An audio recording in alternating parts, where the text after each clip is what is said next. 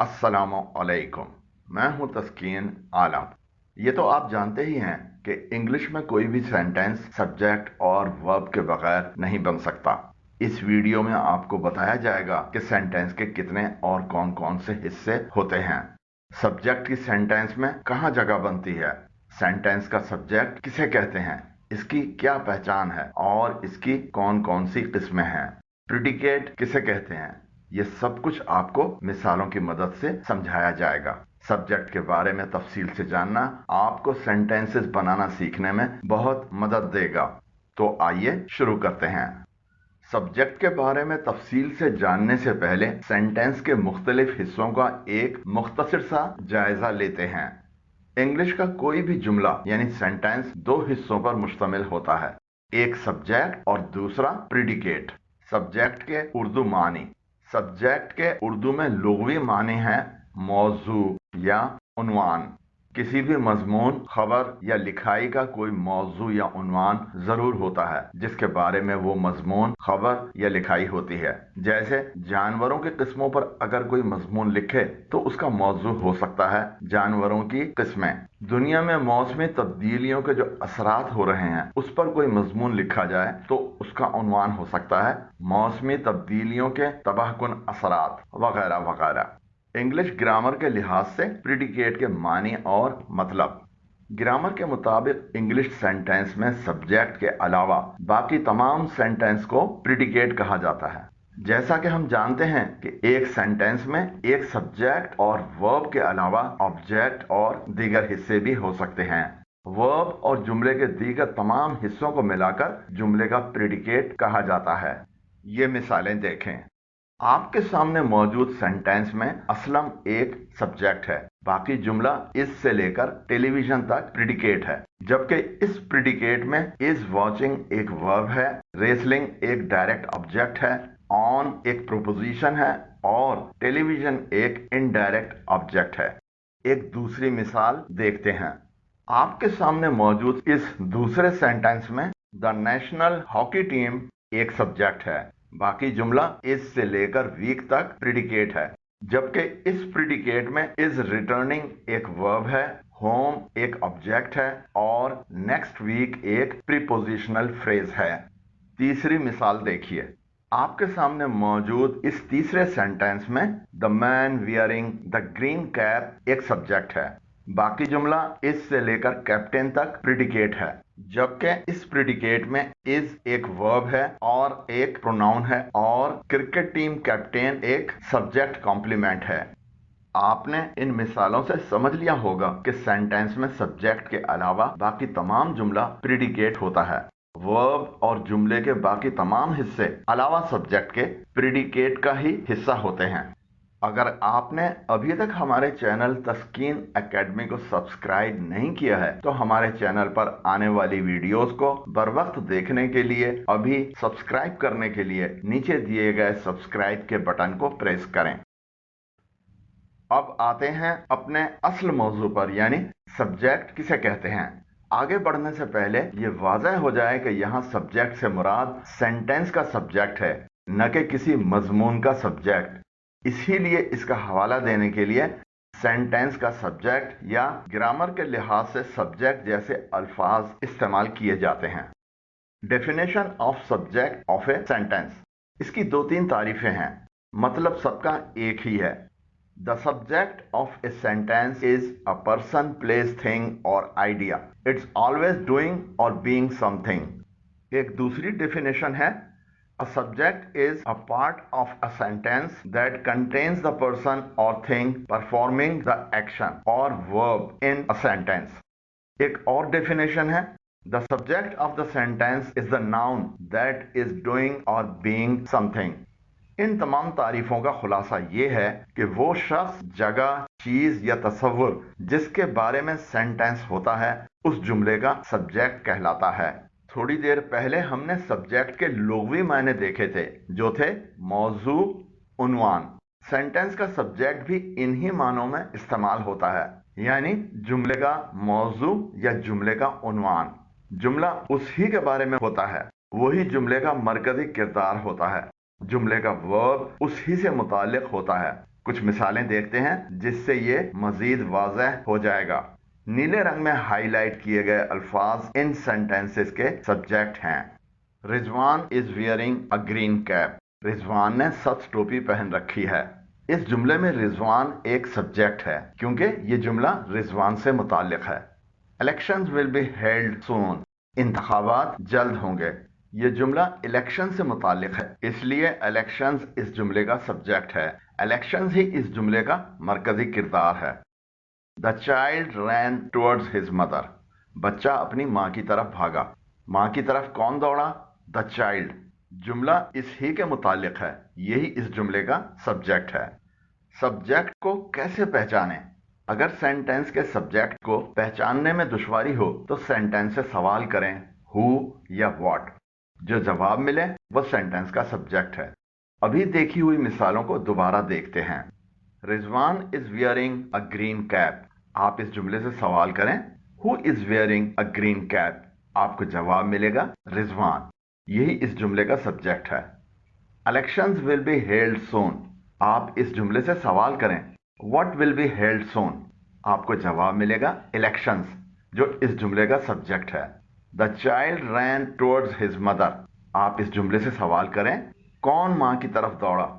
جواب ملے گا the child، بس یہی اس جملے کا سبجیکٹ ہے۔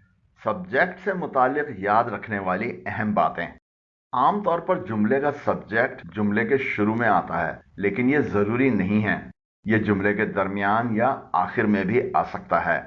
سبجیکٹ کے طور پر استعمال ہونے والے الفاظ ناؤن یا پروناؤن ہوتے ہیں۔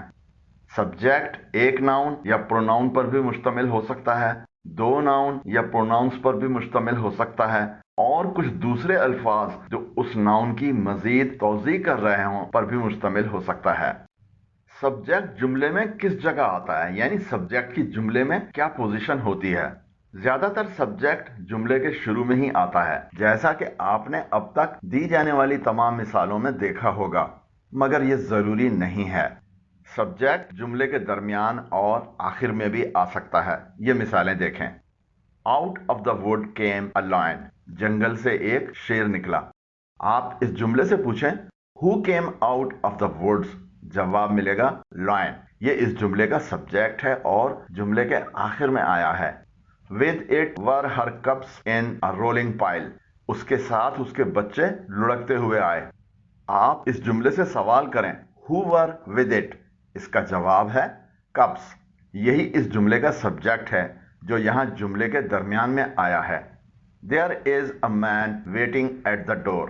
دروازے پر ایک آدمی انتظار کر رہا ہے۔ آپ اس جملے سے پوچھیں who is waiting، جواب ملے گا a man۔ یہ اس سینٹینس کا سبجیکٹ ہے اور جملے کے درمیان میں آیا ہے۔ On the table lay his books۔ میز پر اس کی کتابیں رکھی تھیں۔ آپ پوچھیں what lay on the table، اس کا جواب ہے books۔ یہی اس جملے کا سبجیکٹ ہے اور جملے کے آخر میں آیا ہے۔ When will your brother come back home؟ تمہارا بھائی کب گھر واپس آئے گا؟ آپ اس جملے سے پوچھیں who will come back، جواب ملے گا brother۔ یہ اس جملے کے درمیان میں آیا ہے اور سبجیکٹ ہے۔ ہم نے کچھ دیر پہلے بتایا تھا کہ سبجیکٹ میں ناؤن کے علاوہ پروناؤن بھی استعمال ہوتے ہیں۔ زیادہ تر سبجیکٹ میں ناؤن یا ناؤن فریز استعمال ہوتے ہیں، مگر پروناؤنز بھی استعمال ہوتے ہیں۔ یہ مثالیں دیکھیں جہاں پروناؤنس کو سبجیکٹ کے طور پر استعمال کیا گیا ہے۔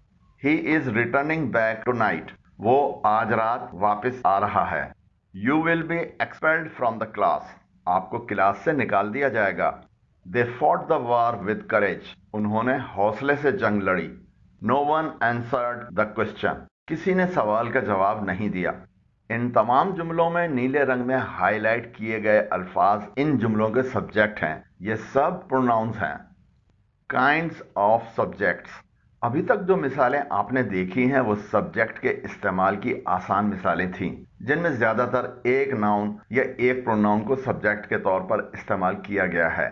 یہ بہت سی مختلف شکلوں میں استعمال ہوتا ہے اور کبھی کبھی اس کی پہچان مشکل بھی ہوتی ہے۔ سبجیکٹ کی ان قسموں کو جانتے ہیں۔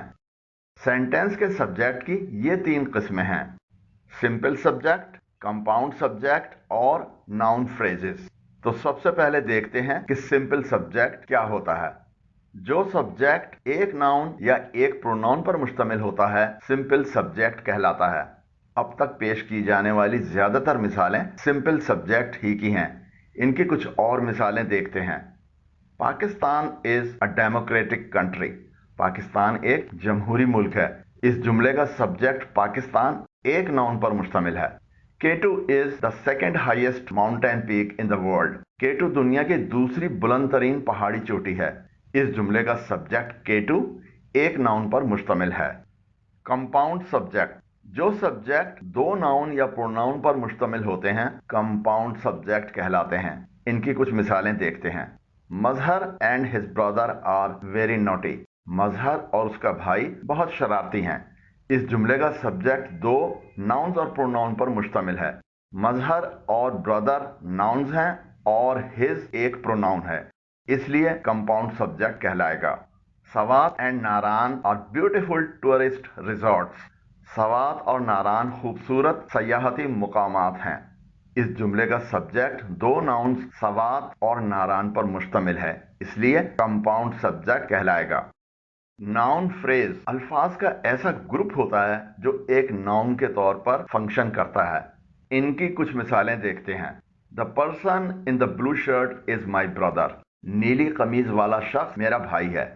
इस जुमले में अल्फाज का group the person in the blue shirt एक नाउन के तौर पर फंक्शन कर रहा है। ये इस जुमले का सब्जेक्ट है और नाउन फ्रेज है।